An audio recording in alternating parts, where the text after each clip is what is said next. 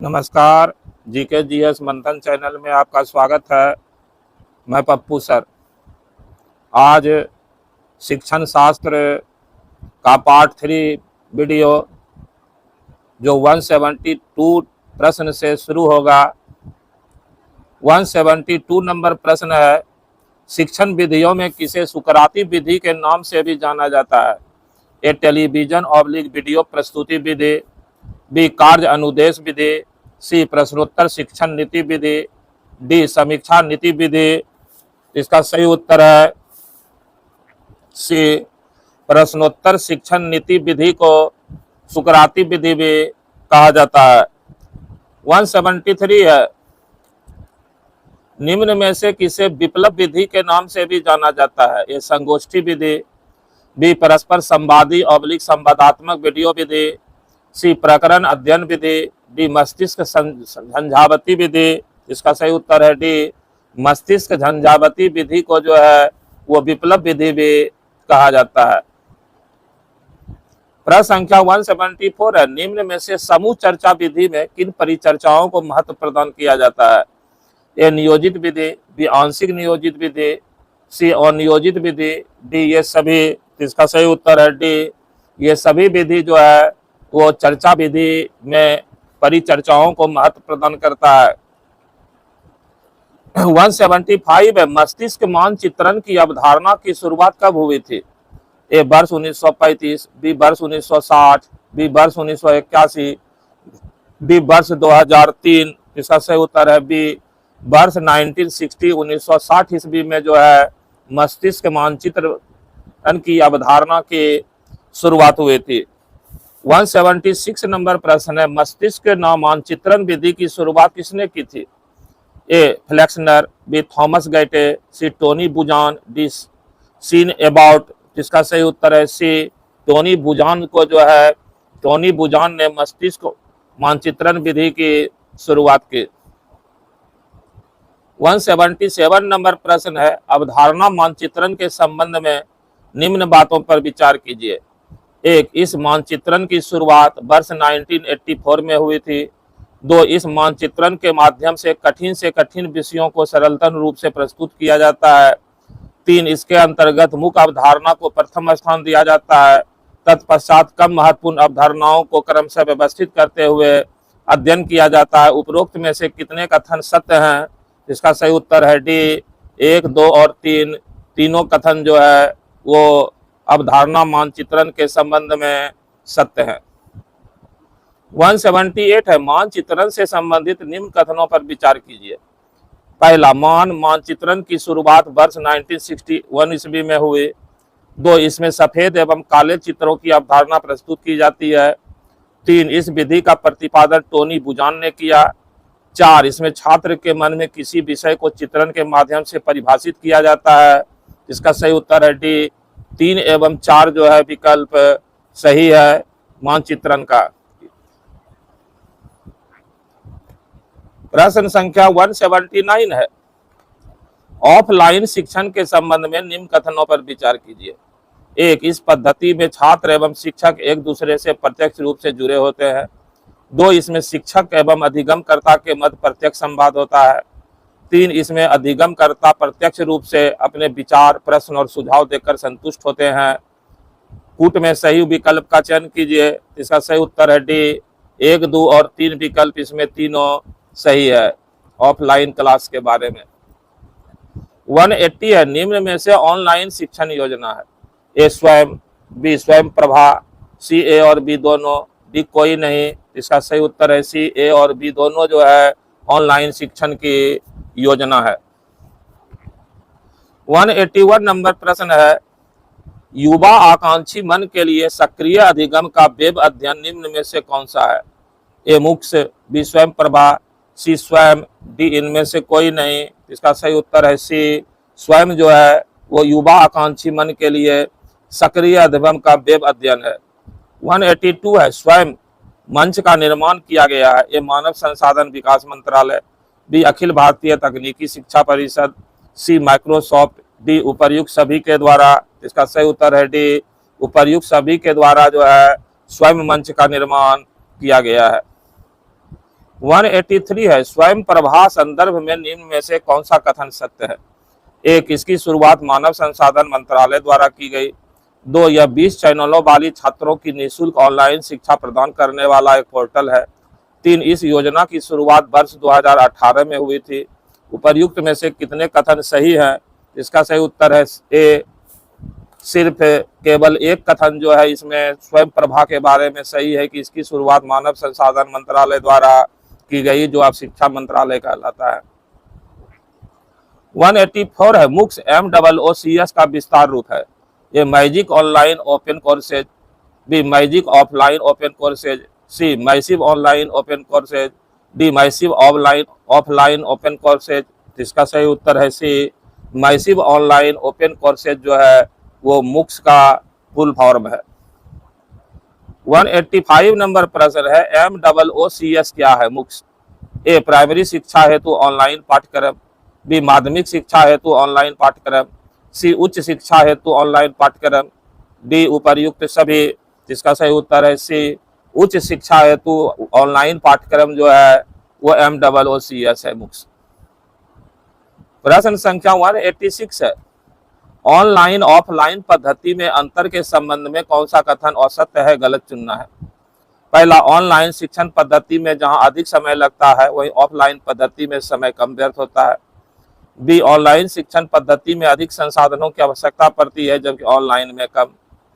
सी, online शिक्षण पद्धति में ज्ञान की विविधता अधिक होती है जबकि ऑफलाइन में कम।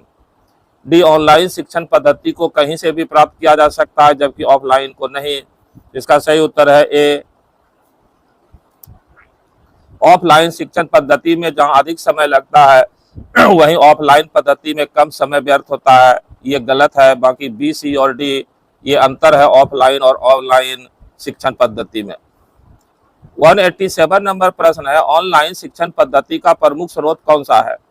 ए व्हाट्सएप, बी फेसबुक, सी इंटरनेट, डी ये सभी। इसका सही उत्तर है डी, ऑनलाइन शिक्षण पद्धति का ये सारा जो है स्रोत है व्हाट्सएप, फेसबुक, इंटरनेट, यूट्यूब वगैरह। 188 है, ऑफलाइन शिक्षण संबंधी कौन से कथन असत्य है? ए, शिक्षार्थी और शिक्षक के मध्य संपर्क का अभाव, बी, देश के किसी भाग में घर बैठे शिक्षण संभव, 3, शिक्षार्थी और शिक्षक के मध्य प्रत्यक्ष संवाद संभव। कूट में सही उत्तर का चयन कीजिए। इसका सही उत्तर है बी, 1 और 2 दोनों विकल्प जो है वो ऑफलाइन के बारे में गलत है, सिर्फ 3 नंबर जो है सही है। 189 है, निम्न में से कौन ऑनलाइन शिक्षण से संबंधित है? ए, स्वयं योजना, बी, स्वयं प्रभा, C massive open online courses, D उपरोक्त सभी। इसका सही उत्तर है डी, उपरोक्त सभी जो है वो ऑनलाइन शिक्षण से संबंधित है। 190 है, स्वयं प्रभा योजना क्या है? ए, ऑनलाइन शिक्षा पोर्टल, बी, शिक्षा का श्रव्य साधन, सी, मूल्यांकन की तकनीक, डी, अध्येता की बुद्धि की जांच तकनीक। इसका सही उत्तर है ए, ऑनलाइन शिक्षा पोर्टल जो है वो स्वयं प्रभा है। 191 नंबर प्रश्न है, शिक्षण सहायक प्रणाली में कौन शामिल होता है? ए, शिक्षण कौशल, बी, सहायक शिक्षण, सी, शिक्षण सामग्री, डी ये सभी। इसका सही उत्तर है डी, सभी जो है वो शिक्षण सहायक प्रणाली में शामिल है, शिक्षण कौशल, सहायक शिक्षण और शिक्षण सामग्री।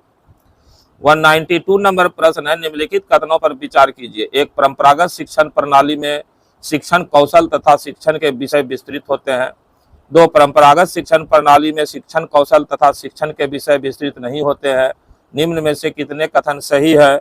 इसका सही उत्तर है बी, केवल दूसरा कथन जो है सही है, पहला कथन जो है वो गलत है। प्रश्न संख्या 193 है, निम्न में से कौन सा एक शिक्षण के परंपरागत सहायक प्रणाली की सामग्री में शामिल है? ए, ब्लैक बोर्ड, बी, मानचित्र, सी, ग्लोब, डी ये सभी। इसका सही उत्तर है डी, सभी जो है वो शिक्षण के परंपरागत सहायक प्रणाली में शामिल हैं। 194 है, कथन ए है, व्यवहारिक परीक्षाएं छात्रों के क्रियात्मक एवं प्रयोगात्मक कौशल परीक्षण के लिए आवश्यक है। कारण आर है, साक्षात्कार परिमाणात्मक तकनीक का भाग है। कूट में सही उत्तर का चयन करना है। इसका सही उत्तर है सी, ए सत्य है परंतु आर असत्य है। 195 नंबर प्रश्न है, निम्नलिखित कथनों पर विचार कीजिए। एक, परंपरागत शिक्षा प्रणाली में बौद्धिकता का विकास अपेक्षाकृत कम होता है। दो, शिक्षण उपदेशात्मक निर्देशात्मक तथ्यों पर आधारित होता है। निम्नलिखित में से कितने कथन सत्य हैं? इसका सही उत्तर है सी, एक और दोनों कथन जो है वो सत्य है। 196 नंबर प्रश्न है, उच्च शिक्षा में आईसीटी के संबंध में ये कौन सा कथन सही है? एक, इससे दूरवर्ती स्थानों में पढ़ाई की गुणवत्ता बढ़ाई जा सकती है। दो, यह उपग्रह और अन्य माध्यमों द्वारा पाठ्यक्रम वितरण के साथ दूरस्थ शिक्षा में सहायक होता है। कितने कथन सही हैं? इसका सही उत्तर है सी, एक और दोनों कथन जो है उच्च शिक्षा में आईसीटी के बारे में सत्य है। 197 है, आईसीटी निम्न में से किसमें महत्वपूर्ण भूमिका निभाता है? ए, छात्र ऑब्लिक शिक्षार्थी प्रबंध, बी, सामान्य प्रबंध, सी, स्टाफ प्रबंधन, डी, ये सभी। इसका सही उत्तर है डी, सभी जो है भूमिका निभा रहा है आईसीटी। 198 है, उच्च शिक्षा में आईसीटी की भूमिका के संदर्भ में दिए गए कथनों पर विचार कीजिए। एक, शिक्षण में आईसीटी छात्र प्रबंधन के साथ स्टाफ प्रबंधन में भी सहायक होता है। दो, आईसीटी डिजिटल पुस्तकालय एवं डिजिटल संसाधनों के सृजन में सहायक होता है। उपरोक्त में कितने कथन सही हैं? इसका सही उत्तर है सी, आईसीटी के बारे में दोनों कथन सही है। 199 है, मूल्य शिक्षण से तात्पर्य है। ए, विद्यार्थी को स्वस्थ बनाना, बी, विद्यार्थी को नौकरी प्राप्त करने हेतु तैयार करना, सी, गुणों का विकास करना, डी, व्यक्तित्व का बहुआयामी विकास करना। इसका सही उत्तर है डी, व्यक्तित्व का बहुआयामी विकास यानी कि पर्सनालिटी का कंप्लीट डेवलपमेंट करना ही मूल्य शिक्षण का उद्देश्य है। 200 नंबर प्रश्न है, शिक्षार्थी के व्यवहारिक कार्य का मूल्यांकन करने के लिए किन परीक्षाओं का आयोजन किया जाता है? ए, मौखिक, बी, घटनावृत्त, सी, लिखित, डी, प्रायोगिक। तो इसका सही उत्तर है सी, प्रायोगिक यानी प्रैक्टिकल का जांच किया जाता है व्यवहारिक कार्य का मूल्यांकन करने के लिए। 201 नंबर प्रश्न है, विद्यार्थियों का सही मूल्यांकन निम्नलिखित पद्धतियों में किसमें किया जा सकता है? ए, पाठ्यक्रम के अंत में मूल्यांकन, बी, वर्ष में 2 बार मूल्यांकन, सी, सतत मूल्यांकन, डी, निर्माणात्मक मूल्यांकन। इसका सही उत्तर है सी, सतत मूल्यांकन के द्वारा विद्यार्थियों का सही मूल्यांकन किया जा सकता है। 202 नंबर प्रश्न है, निम्नलिखित में कौन सा कथन बहुविकल्पीय प्रकार के प्रश्नों के संदर्भ में सही है? ए, वे सही गलत वाले प्रश्नों की तुलना में अधिक वस्तुनिष्ठ होते हैं। बी, वे निबंध वाले प्रश्नों की तुलना में कम वस्तुनिष्ठ होते हैं। सी, ये लघु उत्तर वाले प्रश्नों की तुलना में अधिक व्यक्तिनिष्ठ होते हैं। डी, वे सही गलत वाले प्रश्नों की तुलना में अधिक व्यक्तिनिष्ठ होते हैं। इसका सही उत्तर है ए, वे सही गलत वाले प्रश्नों की तुलना में अधिक वस्तुनिष्ठ होते हैं। ऑब्जेक्टिव प्रश्न, बहुविकल्पीय प्रश्न। 203 नंबर प्रश्न है, कार्य विश्लेषण यानी टास्क एनालिसिस का संबंध है। एक, छात्र की अधिगम संबंधी क्रियाओं से, बी, छात्र के अधिगम संबंधी प्रत्याशित व्यवहार से, सी, छात्र अधिगम संबंधी परिस्थितियों से, डी, अपेक्षित निष्पत्ति संबंधी मानदंड के निर्धारण से तथा उपरोक्त सभी से। जिसका सही उत्तर है डी, उपरोक्त सभी से। प्रश्न संख्या 204 है, मूल्यांकन बात करता है। ए, सर्वांगीण विकास को, बी, निरंतरता को, सी, ए और बी दोनों, डी, अवधारणात्मक मूल्यांकन की। इसका सही उत्तर है सी, ए और बी दोनों, यानी कि मूल्यांकन जो है सर्वांगीण विकास और निरंतरता की बात करता है। 205 नंबर प्रश्न है, मूल्यांकन को भारतीय शिक्षा आयोग द्वारा कब परिभाषित किया गया? ए, 1925, बी, 1963, सी, 1966, डी, 1972। इसका सही उत्तर है सी, 1966 ईस्वी में भारतीय शिक्षा आयोग ने मूल्यांकन को परिभाषित किया। प्रश्न संख्या 206 है, निम्नलिखित में कौन सी विशेषता अच्छे प्रश्नों की नहीं होती है? ए, वस्तुनिष्ठता, बी, विषय निष्ठता, सी, अस्पष्ट शब्दों का प्रयोग, डी, विश्वास योग्य। इसका सही उत्तर है सी, अस्पष्ट शब्दों का प्रयोग जो है वो अच्छे प्रश्नों की विशेषता नहीं है। बाकी वस्तुनिष्ठता, विषय निष्ठता और विश्वास योग्य अच्छे प्रश्नों की विशेषता है। 207 नंबर प्रश्न है, निम्नलिखित में कौन से कथन शिक्षण की मूल विशिष्टता को प्रतिबिंबित करते हैं? कूट में से सही विकल्प चुनिए। एक, शिक्षण और प्रशिक्षण एक समान है।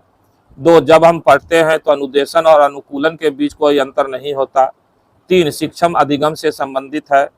चार, शिक्षण कृतिक सूचक शब्द है जबकि अधिगम उपलब्धि सूचक शब्द है।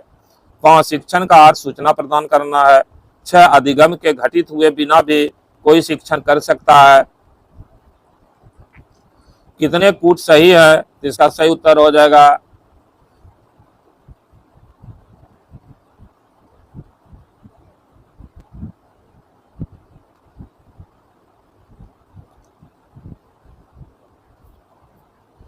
इसका सही उत्तर हो जाएगा डी, 1, 4 और 6 कूट इसमें सही है।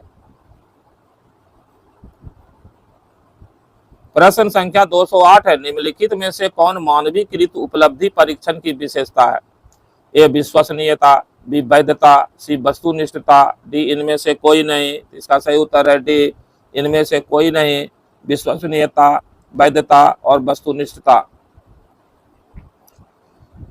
प्रश्न संख्या 209 है, यूजीसी की अंकीय ग्रेडिंग प्रणाली के अंतर्गत ग्रेड ए में कितने अंक होते हैं? ए 10, बी 9, सी 8, डी 7। तो इसका सही उत्तर है सी, 8 अंक होते हैं यूजीसी की अंकीय ग्रेडिंग प्रणाली के अंतर्गत ग्रेड ए में। प्रश्न संख्या 210 है, लिखित सामग्री का सही मूल्यांकन निम्न में से किस पर आधारित नहीं होना चाहिए? ए भाषाई अभिव्यक्ति, बी तार्किक प्रस्तुति, सी जो पढ़ा गया है उसे पुनः प्रस्तुत करने की क्षमता, डी विषय का परिज्ञान। इसका सही उत्तर है सी, जो पढ़ा गया है उसे पुनः प्रस्तुत करने की क्षमता। प्रश्न संख्या 211 है, मूल्यांकन की परिमाणात्मक तकनीक है। ए व्यवहारिक तकनीक, 2 लिखित तकनीक, सी अवलोकन तकनीक, 4 क्रम निर्धारण तकनीक, 5 लिखित परीक्षा तकनीक। इसका सही उत्तर है सी, 1, 2 और 5, व्यवहारिक तकनीक, लिखित तकनीक और लिखित परीक्षा तकनीक। ये परिमाणात्मक तकनीक है मूल्यांकन का।